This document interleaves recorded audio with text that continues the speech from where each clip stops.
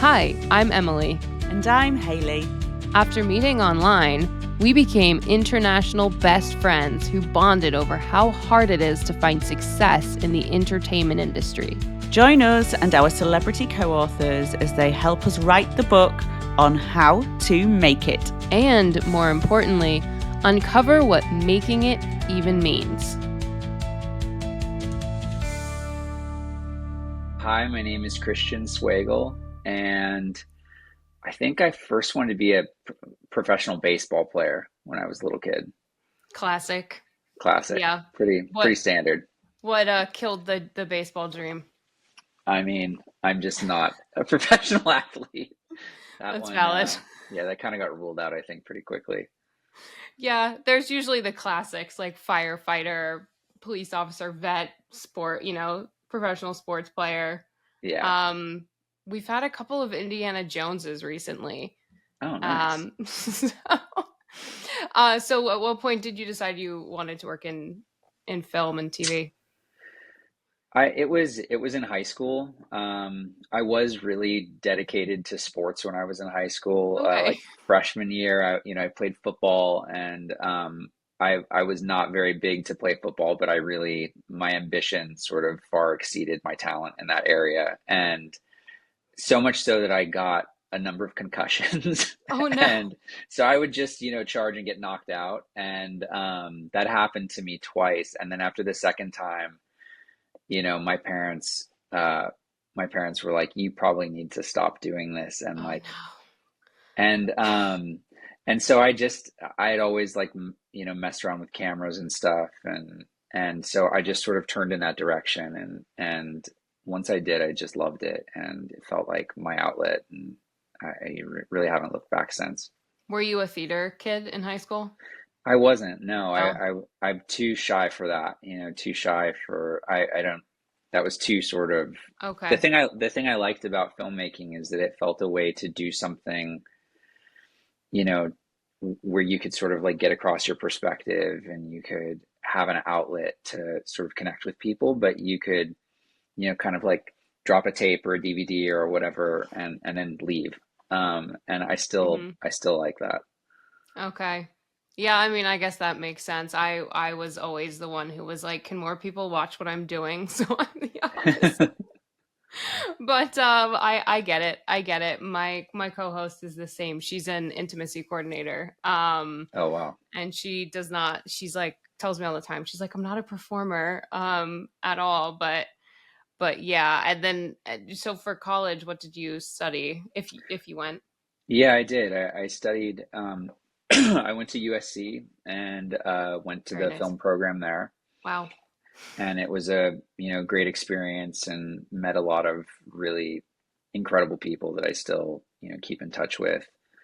But between sort of college and getting to direct my first feature took me much, much longer than I anticipated, and was just sort of way less of a direct route than I thought it would be.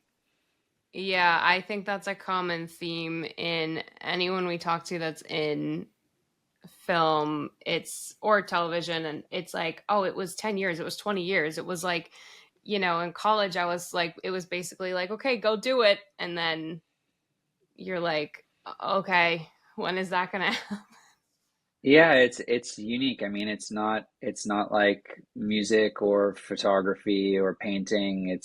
It's an industrial art, and you need hundreds of people to make a movie, and a lot of resources. And so I think, just getting that level of support behind you, people take a lot of different paths to get that, and it's difficult. So based on what you thought was going to happen, what would you say was the biggest difference in the route that you ended up taking to get there? I had this impression, and it was a false impression, but I had this impression out of school that like you would write something or make something, and then some sort of committee or people in charge would see it and then decide you get to do your thing. And it's so subjective, Yeah. filmmaking like any kind of art form is just, it's so subjective. And there's, my experience at least has been that there's not really anybody in charge, you just, I wish I had known, my advice now to, if I could go back and give myself this advice would be take an iPhone or whatever you can get your hands on and go make your thing, because it's, even with the money, like then you have all kinds of other layers of expenses, it's not like it's that much of a difference, Mm-hmm. like I I was cinematographer on a movie, I don't know, over a decade ago that played festivals, and we did that movie for like, $100,000 or something. And I was shocked, like really between that and other, bigger budget films that I've been a part of, like you're still dealing with actors and a camera and some Yeah. lights, and it's not that big of a difference. You should just go and do your thing and work with the resources that you have out the gate and just go for it. Yeah, that's basically I'm an actor, and that's where I'm at, where I made a reel in my apartment because I was like, I don't have anything to show. And someone was like, "Do you have any And I was like, "No, if I did, I wouldn't be sending you me in my Yeah, apartment." But this is where we're at. And I feel like now think making things is so much more accessible than it ever was. Um totally. I mean, I I mean, remember, hands yeah, down. being a kid, and the video camera was the giant thing with the VHS tape in it, and now at least I can lift my phone. And uh, so after you graduate, what was your first job, whether it was in the industry or not? Yeah, I was part of like a little me and a friend of mine who, we're still friends. She's great. She works in the record business now as a creative director for a big Okay. label. But we had a company that we started while I was still in college that was like a little music video Oh, collective. Like cool. we would direct these music videos, and we had some success doing that and worked with some cool artists. And so my first job out of college was directing music videos. And but like her and I had an office and we were splitting everything, so it was really exciting to just get to shoot things, but also it was hard to like pay the rent. And Right. so she was eventually like, I have to go get a real job. And same for me. And that job for me became editing. I just worked as an editor for a long time. I enjoyed it. And it was a good trade craft to have that allowed me to write scripts also. Hmm. And so then I started writing scripts, and the first few scripts that I wrote, you know, um, would get optioned or, uh, but everybody would always just tell me like, you can't direct this. And so I had a lot of scripts that I wrote that I would have directed if I Yeah. had been more sort of clear about what I was doing. But I thought, okay, well, no, let's get my foot in the door. And so I Hmm. did that, but then I had a couple experiences with those projects where I saw, even as the writer, you can get, once that purchase happens, they can rewrite you, and they Hmm. do. It gets turned into something crazy. You can have more writers brought on. In some cases, I wasn't even the final writer on the thing credited, and I was fine with that because it just wasn't what was written. Yeah. And so after that experience and having that experience a couple times, I just felt like with this one, finally, I was like, you know what? I want to be a writer director. Why am I being such a chicken about it? Like, I know what I'm doing. Let's just go. And so yeah, that's what sort of brought me to this project. And then once you wrote the script, what was the difference in how you behaved then versus before when you were happy to hand it off? Yeah, I mean, I think with this one, with Sovereign, I I wrote the script in 2021, and I just was very clear from the get-go that like I'm directing this, Hmm. even if I'm doing this movie like with puppets somewhere in a community theater, like I'm doing it, this is happening.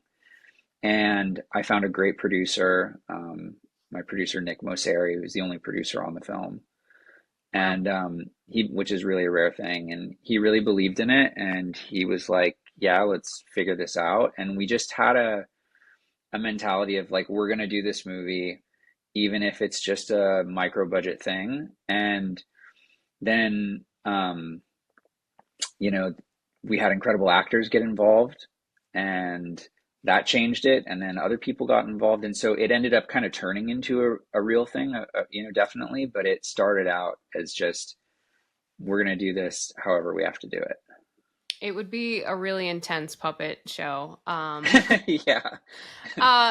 Did you write it with people in mind, or did you just write it based on the characters themselves? Yeah, I wrote it based on like, there's a lot of research online about the real story. There's a lot of like academic research around the real story. There's a lot of videos.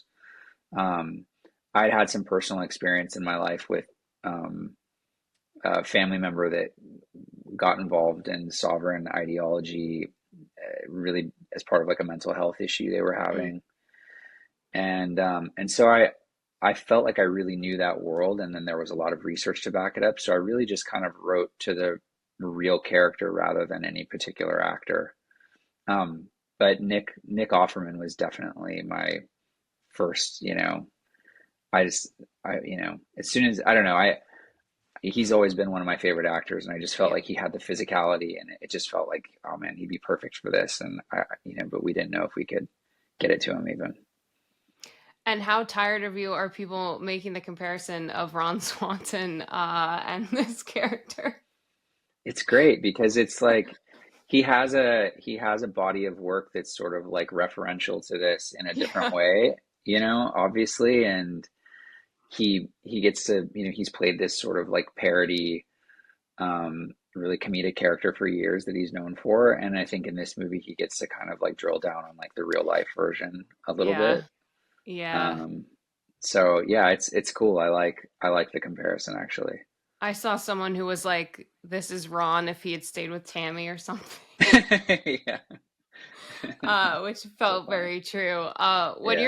When you're writing a character like that, I mean, I know you said you had somewhat of a personal experience, but how do you make a character that people want to stick around for the entirety of the movie, like adding that level of almost like you're not rooting for them, but you want to see how it turns Yeah. out. How do you kind of balance the intensity of that, of writing a character like that, and making them human at the same time? Yeah, I mean, I think that uh I don't know, the way I think of it always like in character definitely first, in everything. To I think that's why actors are such great writers and directors usually, is because they have to inhabit a character, and if Hmm. something feels false, or the questions that they're having to be able to act that character, those are the same questions that need to be answered to be able to like really write a character. And so sometimes if I'm working on something, I'll just think like, well, how would I pitch this character to an actor? And like, what are the Hmm. questions they would start asking? And if I can't answer those, then I know like I don't know that character well enough. Or they don't have enough of an arc, or they don't have enough like going on. And then I think really in any movie, I mean, not every movie, but a lot of movies, and a lot of great movies, I think, it's not just about a character's arc, it's really about a relationship arc. Yeah. Like you're not just talking about, people talk a lot about character arcs, like, well, somebody goes from being introverted to extroverted, or from being slimy to wholesome, or whatever their arc is. But like that arc is always expressed through like a central relationship usually. Yeah. There's usually like somebody that they're interacting with, that relationship goes from being close to separated, or separated to close, or and I think when you think of it in terms of like what's your central relationship, that's really the heart of your movie. And sometimes it's romantic, sometimes it's like fathers and sons, like in my movie, or and that doesn't mean there's not supporting characters, but there usually is that kind of like central core relationship to the movie that it is sort of like what gets people bought into like how are those two characters relating to each other, I think. Do you think the relationship could be not necessarily with a person? Like would the journey with a relationship with like an institution count, or do you think it's more character to character base? I don't know. I mean, I think that's probably like, I'm sure there's great examples of that. Yeah. There probably are great examples of that. I think, however, my sort of, I don't know, maybe my guess in that case would be that like they probably found a really incredible way to like make you care about that, you Yeah. know? Um, Yeah. I know that like certainly there's been movies about like people and their pets or like, like Yeah. Castaway. I don't know, like, Yeah, like, that's true. Volleyballs. Yeah. yeah. So, but you care like for some reason, so Yeah. Very yeah, I think true. so. So you said you got into editing. Is that, I'm just assuming that's a skill you learned while you were at USC? I think I learned it more just on my own, just messing around with software and stuff. But certainly, like film school was a great place to like, we had classes that Yeah. taught you different things and stuff. And um, but the editing software is so available now. I feel like Yeah. that's kind of like What step one. what software do you use? I mean, I started out using Final Cut when I was a kid, Okay. and then went to Avid Okay. basically. So I use Avid mostly, but Premiere's great too. I've used Premiere for a lot of That's what I stuff. use. That's my day job. So I'm like, Yeah, there you go. should I switch softwares? I don't know. I've only Yeah, ever used Premiere, but Premiere's great. It's super intuitive, and I yeah. mean, you can do everything. You can do everything you can do with Avid. It's just Avid is a little bit. I find it. I don't know. I think I've maybe worked with it for so long that it's just a little bit more like I feel like I'm faster on it or something. Yeah, we're not sponsored by any of these people. I just stopped asking for myself, really. Um, and then you've done a couple different jobs on a film set, right? Besides, you said cinematography. Yeah, yeah. So I started out. Um, yeah, I feel like I went every different direction to try. I always had this theory that like, well, I'll work my way up in another area and then I'll get to direct. And That's me. I should have just directed because Yeah. if I was honest with myself about what I wanted to do, it would have been a much straighter line. But yeah, I've worked as an editor. I've worked as a DP. I used to DP some commercials and shot a movie called Carolyn and Jackie that was at Tribeca in like 2012. Uh, that was a little like independent drama. And so I've worked in camera departments on different things. But how do you like decide to, even if it's not what you want to do, how do you decide to do that and then get to do it? Because some people would not even know how to get there, even if it's not what they want to do. I think having,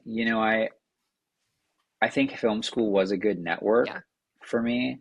I grew up in like Los Angeles area also, and so I just knew a lot of people trying to do Yeah. this. And so it was always just a thing of like, if a friend of mine was doing something, I would just pitch myself to be like, hey, I want to help, or Yeah. let me edit your thing, or hey, do you need somebody to shoot your thing? I'll come out. And I just liked that. Um, I don't know, it always felt like very entrepreneurial or something. Like somebody would announce they were doing a little film project and then it was exciting, It was like, oh, okay, like we should all do this together.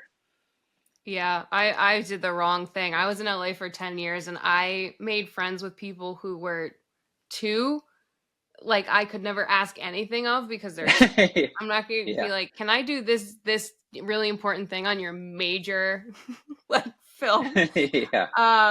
So yeah, now I'm like, let me try to find people who are in the same position as myself. But yeah, I know film school. I know I have a couple friends who went to film school and their network has been really invaluable uh as they, I mean, it's been well like over 10 years since we all graduated, but in terms of like getting jobs Yeah. out of college. Um do you have a job besides directing and writing that was your favorite that you did as a detour, or do you just prefer directing and writing? I mean, yeah, I can't say that there was a favorite. It was just always a thing of like, I would say my favorite would probably be shooting. Like I Yeah. liked being a DP the most. If I Hmm. had to pick like what would I do secondary, I would say probably that. Yeah. But it was the hardest in some ways to transition into directing, I felt, because of the time commitment. And Yeah. so when I was going down that path, and then I worked on a couple different things, and it was like, there's no way. It was almost financially as insecure as just trying to be a writer director, um, and it took you away. And Yeah. I just felt like this isn't a good day job to have. I felt like editing for me was the best day job of just a platform that Yeah. I could clock in, do my stuff, be done. I would have time in the evenings or in the morning to write. It felt like, so that was the thing that I leaned on the most to just kind of like keep the lights on. Yeah. Yeah, we're super similar. Me minus the success yet, but that's okay. Um, but yeah, that's what I like about editing. I get so tempted to do something else, and then I'm like, like I give myself like half a day to get distracted, and then I'm like, I could never just be gone for 6 or 8 hours. Like people are gonna be like, "Where is Emily? Why is she not at her desk?" Yeah, So yeah, it is what it is. that's But funny. the solitary confinement is definitely difficult.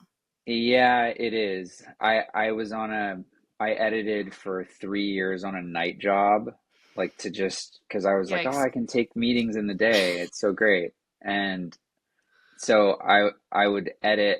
I was on this night shift edit, and then I'd have meetings during the day, and I did that for like 3.5 years, and it was probably the roughest stretch, Yeah. because you're just like this, like you're just in front of a computer all day, and you're like bleary-eyed at the end of it.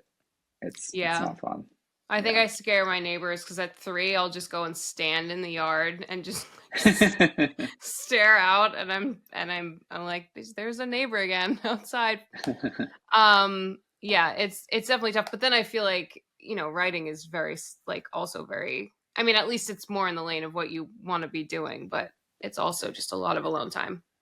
Yeah, yeah. I mean, I think at least with writing, like you can like break it up and like think about Yeah. things. You can always Yeah. kind of be writing. Even you can Yeah. say, I'm going to take a walk, and you're still sort of writing. Yeah. Yeah, but it's yeah, the solitary part of it is like I think maybe that's any creative. Well, maybe not every creative thing. I guess acting is not that at all, um, but certainly there's a lot of aspects of filmmaking that are solitary. Yeah. Yeah. Did you ever you've worked in TV as well on a set, or just was it film? I've worked in TV, like I've sold television pitches as a writer. Mhm. Um, I sold a TV pitch to like Sci-Fi Channel years ago. I was part of a pitch that was sold to AMC for the series that Werner Herzog was going to direct. Oh yeah. But none of those projects ended up going to series. So we would just have like little mini rooms and like write the pilot and all that stuff, but they never unfortunately made it to air. And how do you deal with that? It's yeah, it's not great. It's I don't know. It's television. Maybe I'm sure once you get something on television, it's fantastic. I mean, I know a lot of writers that are working in that space, and it's great, and they love it, and it's a great living. Mhm. Um, but there does seem to be a lot of work on the writing side of thing, also in features where, there's a lot of development stuff. Like there's a Yeah. lot of jobs that you're doing, paid jobs even, that you're doing, and they don't get made. You're Yeah. working on drafts, or you're, show Bibles or pitches or mini rooms or whatever. Like you're just doing things, and it's really creative, and you get really excited about it, but ultimately it just doesn't, end up getting made for whatever reason. Do you have any advice you would give to somebody who, because I think a lot of people don't start because of that. Hmm. because they don't know whether or not it's going to lead to anything. And if it doesn't lead to anything, then what does that mean? So like, what would you tell Yeah. someone who doesn't even want to start? I don't know. My personal experience is it's going to be like every single person has had Sure. a Yeah. different experience. And like, I know people that have worked in television and showrunners, and they're wildly successful doing that. And they've had really great mentors or lucky breaks, or they came up through like a system of being a writer's assistant. I mean, Mm-hmm. the only thing I would say is like, I think, and then this would be advice just for me again, like, I would just try to be really honest about what it is you really want to do. Not so much what you think is going to pay off or what Yeah. you think is marketable. Um, you know, because the truth is, there's just so many easier ways to make a living in the world. Even if you're the most successful person in this business, there's Yep. just, you're in the arts. This is the arts. Like, you have to remember that. It's not, you know, it's a business, yes, but it still is the arts. And there's it's such an easier path to even probably go to medical school or something or whatever. So if that's your main priority, then you probably should think about that, Yeah. because but if you're honest about what you want to do, and you say, like, for me, to be honest, I had to say I want to be a writer or director. That's what I want to do. It took me a lot of years to gain the confidence to even be able to kind of admit Yeah. that to myself. But if you're interested in features, I would say write features. If you want to create TV shows and that's your dream, then create TV shows. And then write things that you find compelling. Don't I think the worst advice is like some of the best intentioned advice that you get from people, which is like, write this or write that. Like Yeah. I had people in my sphere early on out of school that would, try to get me to write horror movies or write some kind of other thing. And I just didn't connect with it. And so I'd write these projects and they were just flat. And it was because I didn't care about it at all. And sort of when I started just like following my own taste, then you realize like that then goes out, and there are other people that share your taste. You'll find them, they'll find you, like, and then that you kind of build your sort of fan base and your career off of that, I think. The only time I've thought it was valid to tell someone they have to write something is my friend Ben, whose last name is Slaughter. And he's a writer, and I was like, if you don't write horror, I think it might be a waste, but like it's fine. But that was actually one of the questions I was asking at Tribeca, was a worst piece of advice. And so I had it on my list to ask you, so I'm glad you brought it up. But also, people were so confused when I asked. um like the pause was most of the time I got with them before they could give an answer. But I feel like it is, especially in this industry, it's so much bad. It's so many people giving advice from experiences they haven't had, Yeah. um and like what they think is correct, and then it's just wastes everybody's time. Yeah, I mean, I think there's like, again, like, maybe, and that's the danger in that. Like, maybe there's a successful genre writer out there that was like, writing some sort of very niche stuff, and somebody said you need to be more this, and now Yeah. they've blown up. So, Yeah. but but I do think like everybody's career it's gonna take its own path, and like I think your best shot is to just be yourself and lean into your own taste and the things that you truly want to do, because I think if you fail on that, you can at least feel like you were real about it. Yeah. Go out swinging. Yeah. So for Salvard, you've been getting a lot of really great reviews. Um, I also loved it. I should mention that. What is it like to get that? I'll call it, I guess, validation that what you what you wrote is being enjoyed by the people you hoped would enjoy it. Yeah, I mean it's really gratifying to I it's weird because like the most gratifying part of it is like for me was just the making of it and Yeah, collaborating sure. with everybody, Yeah. and so that part of it was just such a dream come true that like the reviews part I kind of wanted to get off the ride then. I was like, I'm good, Yeah, yeah. I don't Eject. need to stick around for this part actually. Like, I Yeah. can sort of end here. But seeing that the reviews have been positive and people are really responding to it has been awesome. I'm really just touched to see that people from such different backgrounds relate to it in a different way. Um, and it's it's a slow burn kind of a movie. It's a drama. It deals with some pretty serious stuff. Yeah. So it's not for everybody, but I feel like you with a movie this size,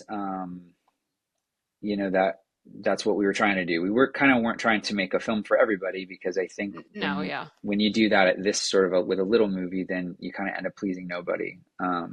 So I've it's been awesome. I mean, it's kind of surreal the whole thing, but I'm really excited about it. Yeah, I get the reviews part. I can't imagine I don't know. I don't know if it's anxiety, but the like to love making some if you're making something for the right reasons, I feel like you're like the joy was in this, but I'm supposed to care about like this other thing. I had a friend who had a major he's a director at a major like big Hollywood premiere, and I may or may not have been hoping to attend. So I was like, "Hey, like what's up?" And he was like, I think he was in either Mexico or Japan. He was like, I left the country. Like, I don't wanna, I Yeah. made the movie. And then he just like left the country. I was like, that was the most extreme version I've ever heard. But he has no, which is why I love him. He has no interest or patience for the fanfare of like, Yeah, you because know, I think if you give if you give validation and meaning to the good, then you're going to give valid and meaning to the bad too. yeah. You have to sort of accept both then. And I do think that it's funny because we had one really positive review come out the night of our premiere, Hmm. and afterwards I was with, I don't think Nick would mind me saying this, but I was with Nick Offerman afterwards, and this review, and the Hollywood Reporter was really praising his performance. I said, Nick, did you hear? Like, we got a great, got this great review. And he was just like, he told me, he's like, I don't care, Yeah. don't. And it wasn't that he doesn't care. It's that he was like, I can't concern myself with that. Hmm. And I'm learning that really that's a healthy way to be Yeah. because it's super stressful. You're everybody's judging this thing that you really care about, and Yeah. I think you just have to like control what you're doing, know that you've done your best, and then just like now it belongs to everybody else. Do with it what you will, sort of. Yeah. I think that's one of the pros of having the struggle to finally have the courage to say exactly what it is you want to do is that you've figured out exactly what it is you want to do and you love it so much that you're going to face a fear. And so, like what your due north is. And, Yeah, um, yeah, I would imagine it gets difficult to like not look under the rug, but to want to yeah. keep it. Because Jacob has also been the amount of people who have been like, I didn't know this was him. Oh wow, yeah, Because he's suddenly like grown up.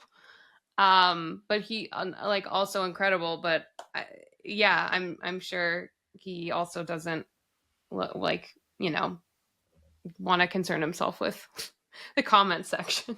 yeah. He said, I mean, those guys are just they're real artists, and Yeah, they're incredibly busy too.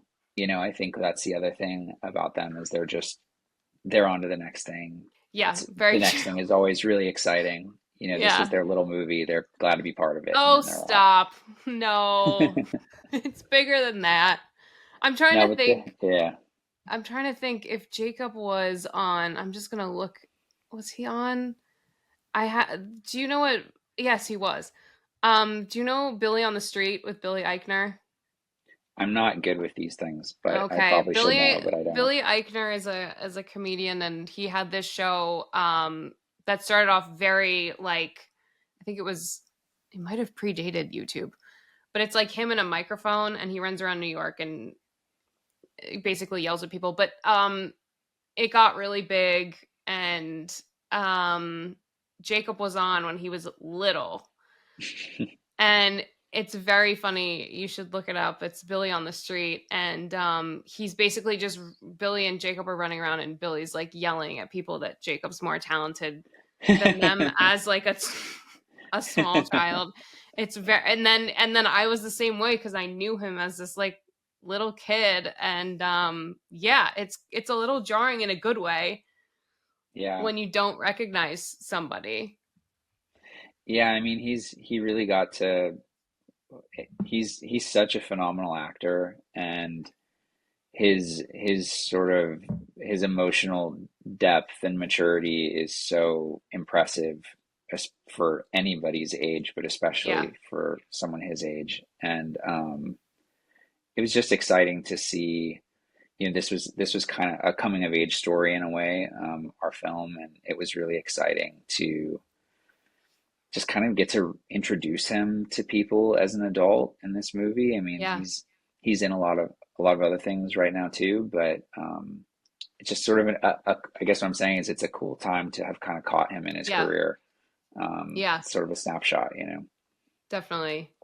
Um, we have a couple of questions we ask every episode. One of them is kind of the basis for the whole show, which is this idea of making it, um, and how that means something different to everybody else. So if you had to define what making it means, and this can be in career or life in general, Oh wow, what that's would that cool. mean? Well, um, I mean, I think just sort of generally speaking, it's like I think getting to do what you love and find a way to make that sustainable and have a great family and home life also. Hmm.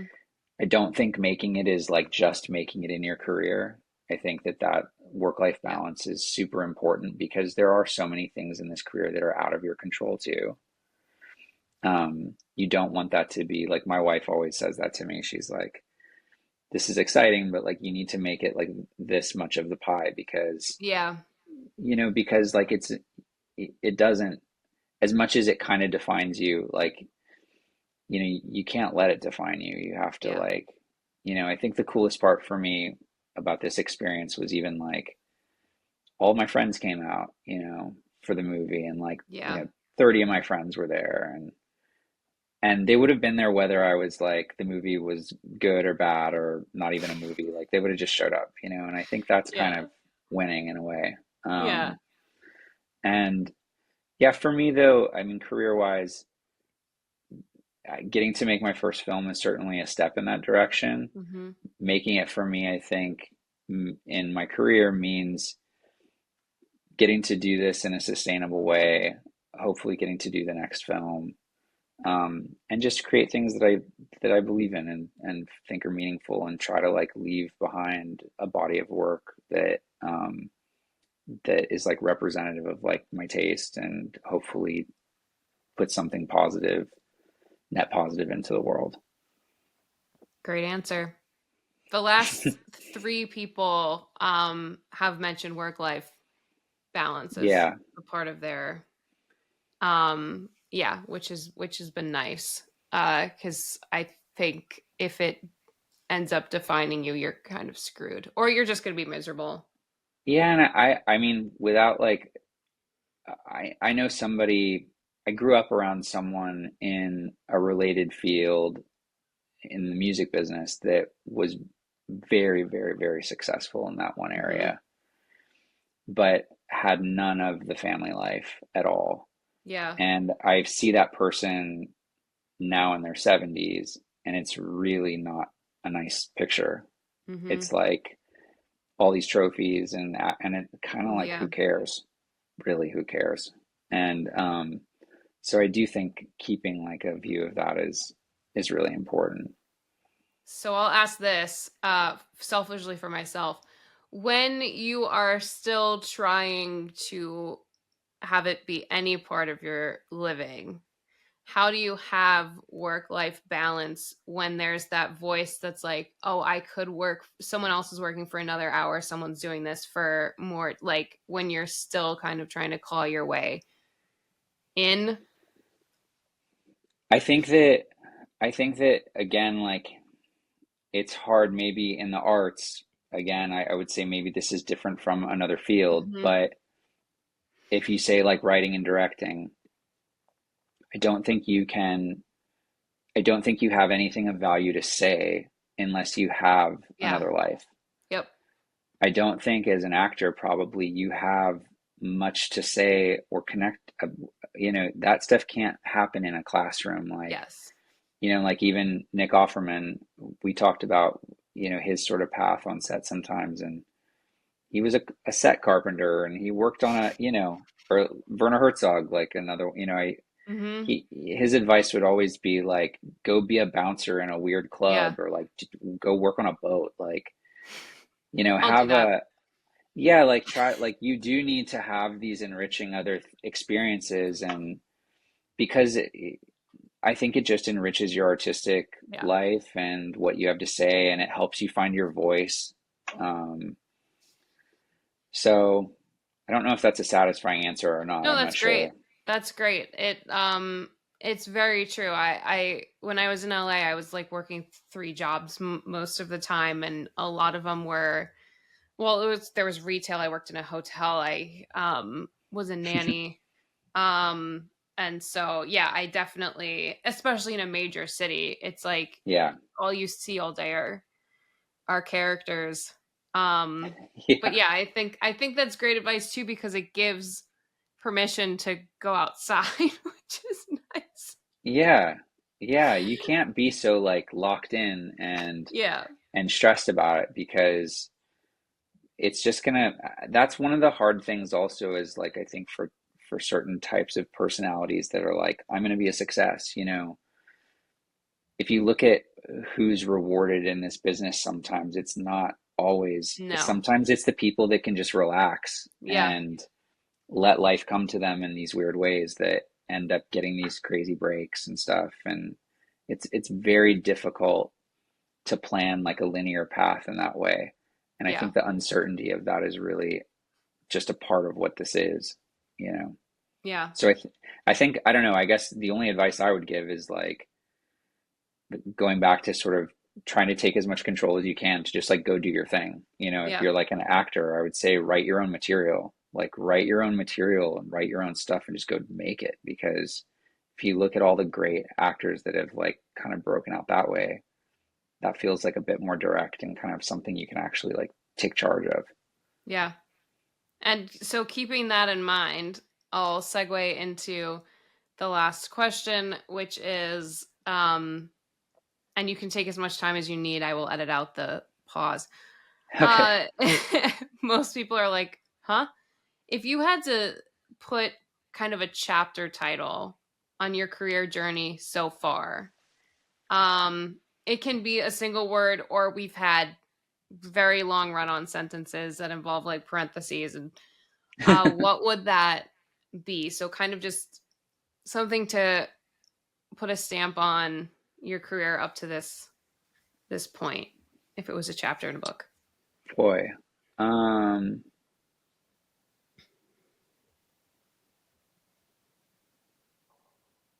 that's a good question. I think it would be like finding my voice, maybe, which sounds maybe kind of like a lame title chapter or whatever, but Everyone uses the word corny after they say, they're like, that's cool. But no, it's not. It's great. yeah, I think finding my voice. I think just again, I had a weird moment a couple years ago. This was actually like 2018. I had been doing kind of what I described, like I had been Yeah. working as an editor and a this and a that, and I had sold some scripts, and I was with a friend of mine who I hadn't seen in a long time, who's also in the business, and we went and got a drink. and he just is like the nicest guy in the world, and like turned to me like really innocently and was like, he was like, so like, what are you trying to do? And I was like so upset by that question. Like his question was like, are you trying to be like a director? Are you trying to be like a writer? Like what are you trying to do? Yeah. And he just asked me, it was such a simple question, and I went home and I was really upset, and I was like, ugh, I just feel so called out. And it was really like another moment of like, what am I doing? Like, why am I being such a chicken about this? Like, just, it's really hard. I would hate even going to things sometimes where somebody would just ask a really simple question, like, so Mm-hmm. what do you do? I Yep. felt like the answer I gave them was like so long. It was like, well, I'm Yeah. an editor, but I'm also writing this and blah, blah, blah. And it was like, I wish I would have just had the courage to say, like, I'm a filmmaker, Mm-hmm.